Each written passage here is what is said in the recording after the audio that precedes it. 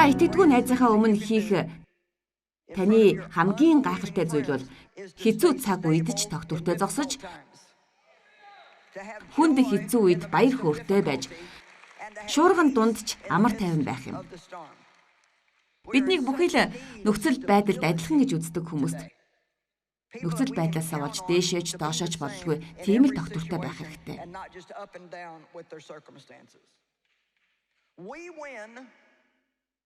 Мөн сүнс бидэнд хамгийн муугаараа хийсэн ч бид Бурхныг хайрлаж хүмүүст туслангаа ялан дийлнэ. Би энийг дахиж хэлмээр байна.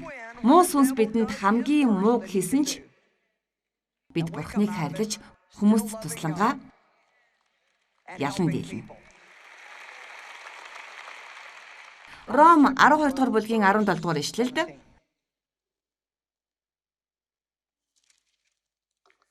хинт ч муугаар битгий харуул. Харин бүх хүний өмнө юун шудрах, юун зохистой, юун сайн болохыг харгалзан үзчихвэ гэсэн байдаг. Энэ бол өнөөдөр бидний ярьж байгаа зүйлийн өөр нэг арга юм. Танд ямар нэгэн муу явдал тохиолдох үед өөр хэн нэгэнд энийг буцаан барихын оронд таныг дахин доромжлох энийг ч байлгахгүй тулд бие зөв авч яваарай.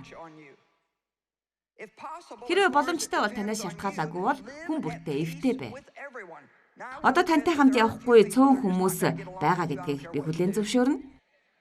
Таны юу хийх нь надад огт хамаагүй л дээ.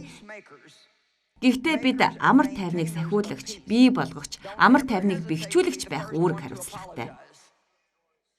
Би төрүүлж уучлалт гуйхдаа эргэлзэж байгаагүй. Би төрүүлж уучлалт гуйхдаа эргэлздэггүй гэж хэллээ.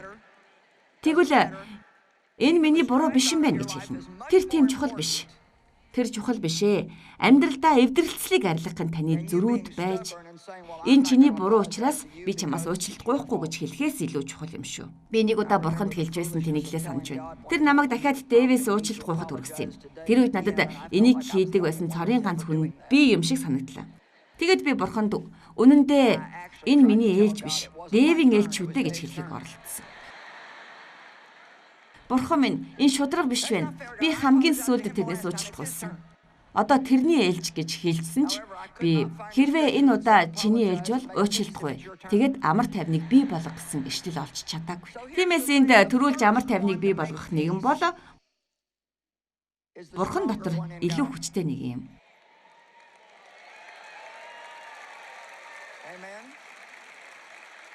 Хардаа, миний буруу байсан. Намайг уучлаарай.